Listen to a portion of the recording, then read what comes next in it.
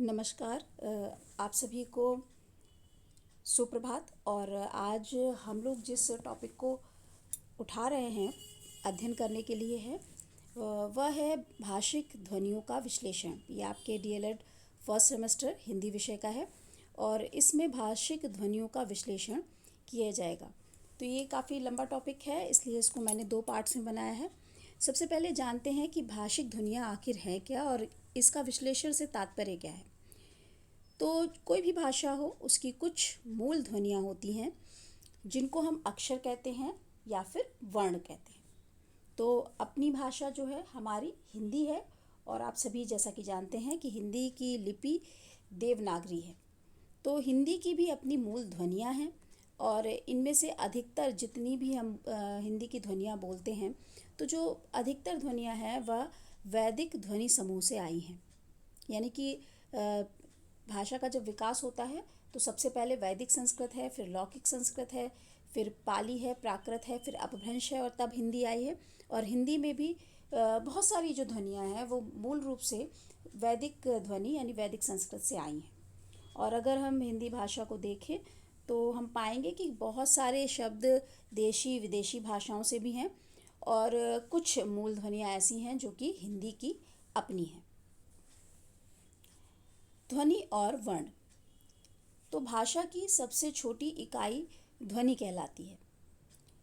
ध्वनि को हम विच्छेद नहीं कर सकते, यानी कि ध्वनि के हम टुकड़े नहीं कर सकते। जैसे आप देख रहे हैं स्क्रीन पर क लिखा है। अब जब क लिखा है और हम क का उच्चारण करते हैं तो क में का व्यंजन है और साथ में स्वर है, वो है अ का। और का उच्चारण ही तभी किया जाएगा जबकि हम उसमें स्वर आ का स्वर उसमें निहित होगा। तो अगर हम का से इसको डिवाइड करें, इसको विभाजित करें, इसके टुकड़े करें तो यह पॉसिबल नहीं है, बिल्कुल असंभव है। अगर हम इसमें से स्वर निकाल देंगे का में से, यानी आ का स्वर अलग हटा देंगे तो हम उसका उच्चारण नहीं कर सकते। तो ध्वनि से तात्पर्य ही है उच्चरित ध्वनियाँ। तो इसीलिए जो वर्णमाला है का खा गा गा अंगा, इसमें स्वर निहित है और इसके जो हैं टुकड़े या खंड नहीं किए जा सकते। ध्वनि और वर्ण भाषा की एक ही इकाई के 2 नाम हैं। तो ध्वनि भी कहा जाता है क्योंकि हम जब बोलते हैं तो उद्घोष होता है, सुनाई पड़ती है और इन्हीं से सारी की सारी समस्त भाषाएं जो हैं निर्मित होती हैं और इसको वर्ण भी कहते हैं। ध्वनि के लिखित रूप को वर्ण और उच्चरित रूप को हम क्या कहते हैं? ध्वनि कहते हैं। तो डिफरेंस सीधा साधा सा है। लिखित रूप जो होगा वह वर्ण कहलाएगा और जो उच्चरित रूप होगा वह क्या कहलाएगा? ध्वनि कहलाएगा। आपसे जब पूछा जाता है कि भाषा की सबसे छोटी इकाई क्या है तो वहाँ पे ऑप्शन यदि वर्ण है तो भी सही है, ध्वनि है तो भी सही है। ध्वनि और वर्ण एक ही चीज़ होती है। भाषा अभिव्यक्ति का साधन है, जैसा कि आप सभी जानते हैं। इसीलिए ध्वनियों के माध्यम से व्यक्त विचारों को सुरक्षित रखने के लिए ये जो ध्वनियाँ हैं, जो कुछ भी हम बोल रहे हैं उसके प्रतीक चिन्हों का सहारा लेकर के इसको लिपिबद्ध कर दिया जाता है। तो ध्वनि के यही प्रतीक जो हैं वो वर्ण कहलाते हैं। जैसे का या आ या चा छा, जो भी वर्णमाला है, जो भी ध्वनियाँ हैं वो केवल बोली ही नहीं जाए, उसको सुरक्षित संरक्षित किया जाए तो फिर हम लिखित रूप प्रतीक रूप में लेकर के आते हैं तो वो क्या हो जाता है? वर्ण कहलाता है। आइए जानते हैं ध्वनियों के प्रकार क्या हैं।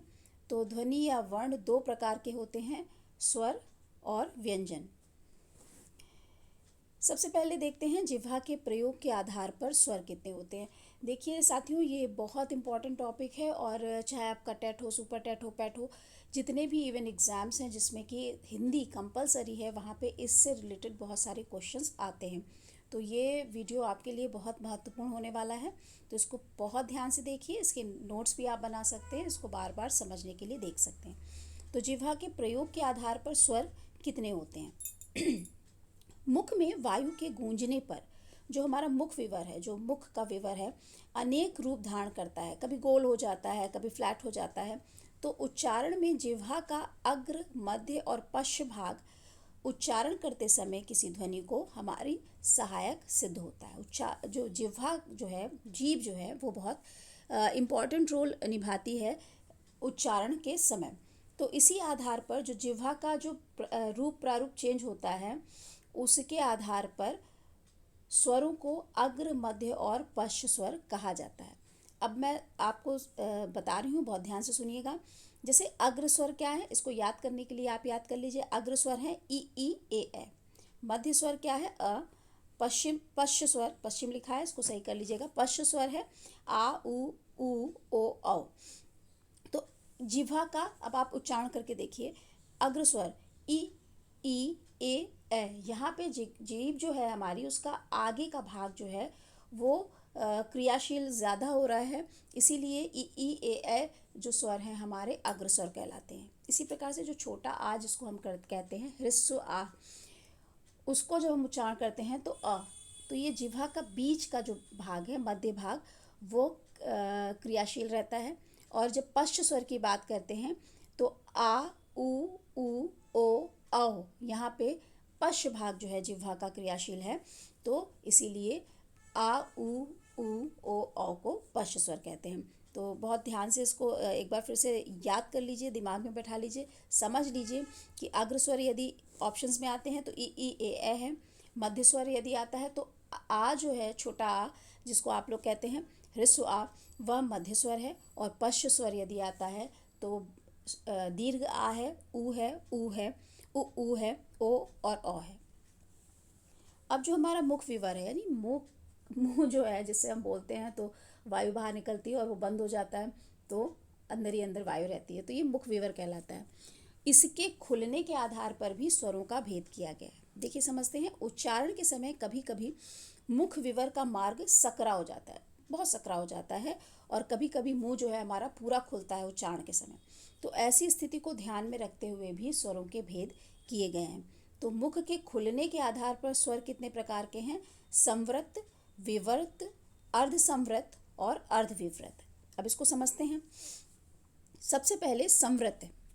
संवृत स्वर वे स्वर हैं जिनका उच्चारण करने में मुख का जो द्वार है, हमारा मुंह जो है, वो बहुत अधिक सकरा हो जाता है, लेकिन इतना सकरा नहीं होता है कि हमारे होंठ जो है आपस में स्पर्श करें, यानी होंठ बंद नहीं होते, छूते नहीं हैं एक दूसरे से, और ये मुख थोड़ा सा खुला रहता है लेकिन सकरा हो जाता है। अब उच्चारण करके देखिए ई उ।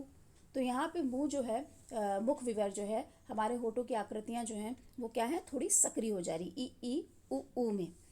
तो ये जो स्वर हैं वो क्या है, संवृत कहलाते हैं, यानी कि जब ध्वनियों के उच्चारण में हमारा मुख विवर जो है काफ़ी सकरा हो जाए तो वे संवृत स्वर कहलाते हैं। और संवृत स्वर कौन से हैं? ई उ। फिर आता है अर्ध संवृत। ऐसे स्वर जिनका उच्चारण करने में मुख द्वार आधा खुला रहता है, अर्ध खुला रहता है, अध खुला रहता है। ए ओ औ अभी पूरा नहीं खुला है और ना ही ज़्यादा सकरा है, तो ए ओ औ अर्ध संवृत कहलाते हैं। अब आता है विवृत।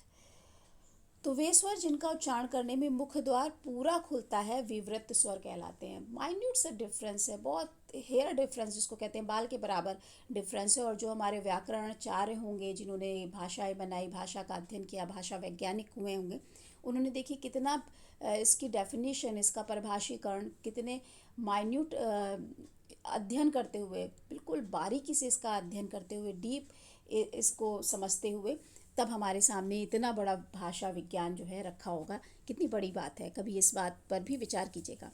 तो जब हम देखते हैं विवृत, विवृत की परिभाषा सीधे सीधे कहती है कि जिस स्वर के उच्चारण करते समय हमारा मुख जो है पूरा खुल जाता है, वह विवृत स्वर कहलाता है। और स्वरों में जब हम बड़ा आ यानी दीर्घ आ का उच्चारण करते हैं तो हमारा मुख कैसा होता है? बड़ा, पूरा खोला होता है। आप सभी स्क्रीन पर देख रहे हैं, वीडियो को देख रहे हैं, आप मुख को खोल करके उच्चारण करिए आ, ठीक है।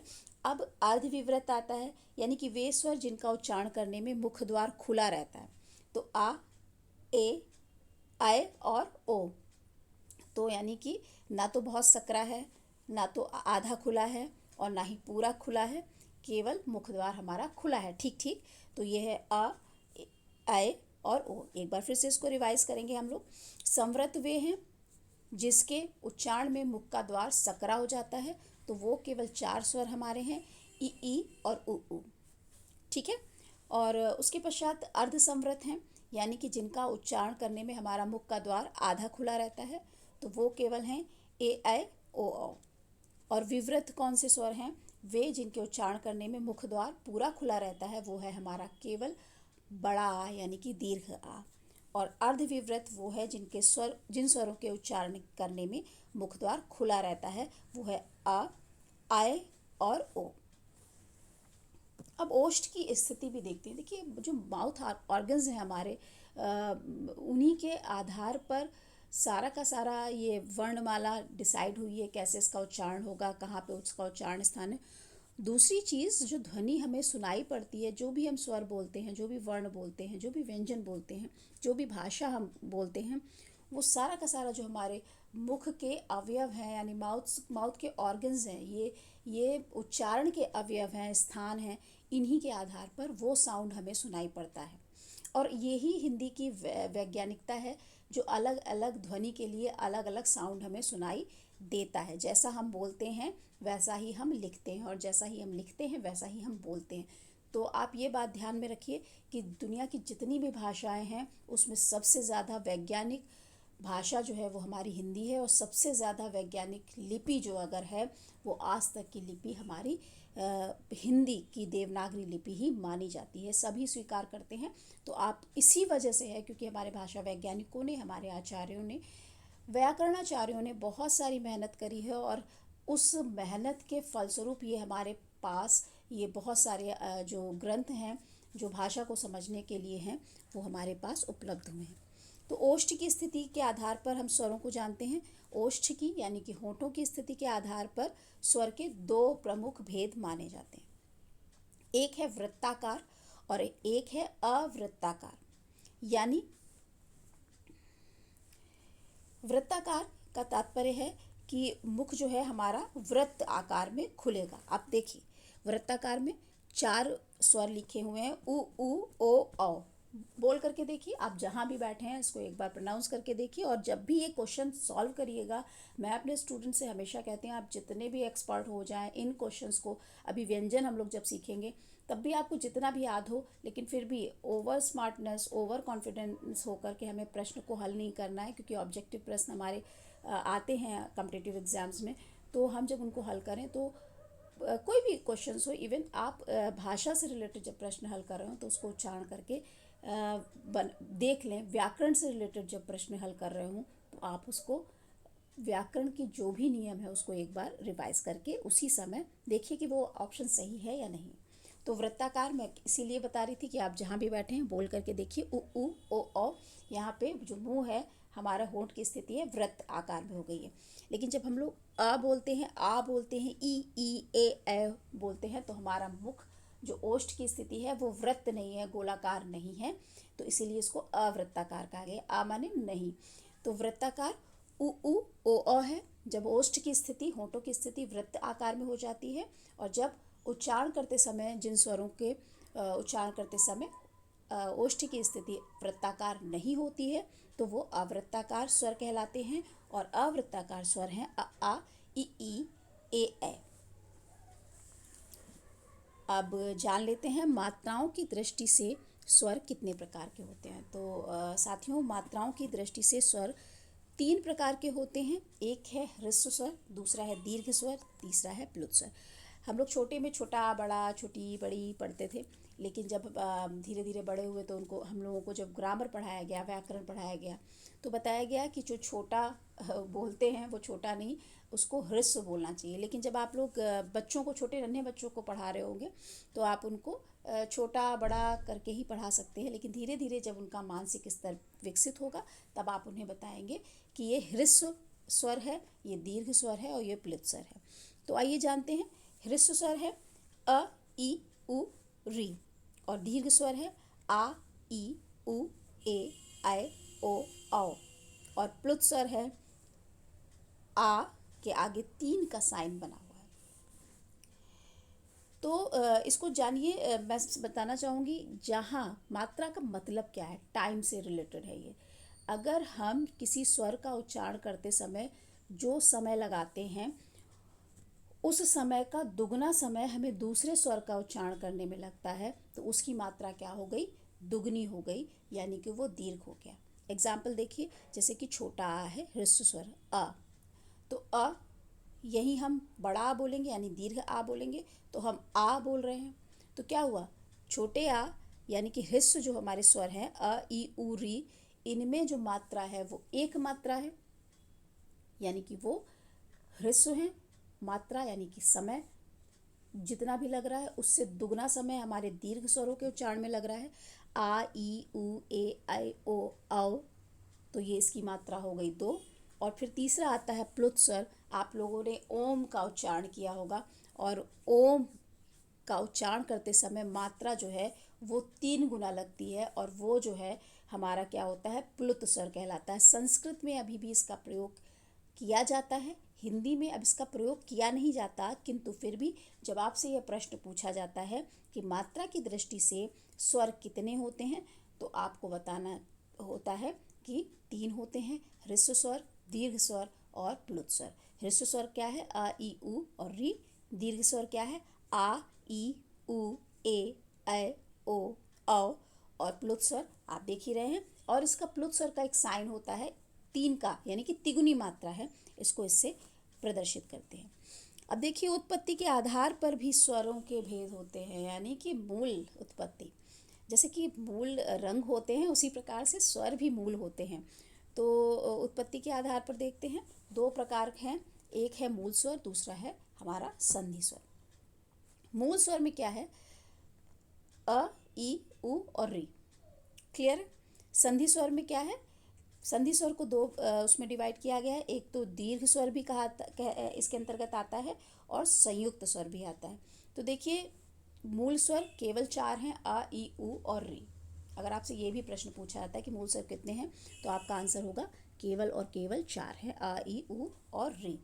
इसके बाद आता है संधि स्वर, यानी संधि माने जोड़ना। तो जोड़ करके जब स्वर बनाए जाते हैं वे संधि स्वर कहलाते हैं। इसके अंतर्गत दीर्घ स्वर हैं, यानी कि आ प्लस आ बराबर बड़ा आ हो जाता है। इसी तरह से छोटी ई में छोटी ई मिला दीजिए, बड़ी ई हो जाता है। इसी प्रकार से ऊ में ऊ मिला दीजिए तो बड़ा ऊ हो जाता है, ठीक है, दीर्घ ऊ जिसको हम कहते हैं। तो ये हो गया संधि स्वर है, किंतु ये दीर्घ स्वर भी है। आ का आ, ई का ई, ऊ का ऊ। और फिर देखिए, इसमें लिखा हुआ है स्क्रीन पे आपकी संयुक्त स्वर। संयुक्त स्वर के अंतर्गत आता है ए ऐ ओ औ। संयुक्त स्वर से तात्पर्य यह है कि 2 स्वर मिलते हैं, है ना। स्वर का दीर्घकरण नहीं हो रहा है, यानी छोटे आ से दीर्घ करके बड़ा आ नहीं कर रहे हैं, छोटी ई से बड़ा ई नहीं, बड़ी ई नहीं कर रहे हैं। यहाँ पे क्या कर रहे हैं, संयुक्त 2 अलग अलग स्वर मिल रहे हैं। तो ए ऐ कैसे बनता है, आ प्लस ई बराबर ए ऐ बनता है। और इसी प्रकार से ओ बनता है आ प्लस ऊ बराबर ओ, ठीक है। तो ये क्या हो गए, हमारे संयुक्त स्वर हो गए।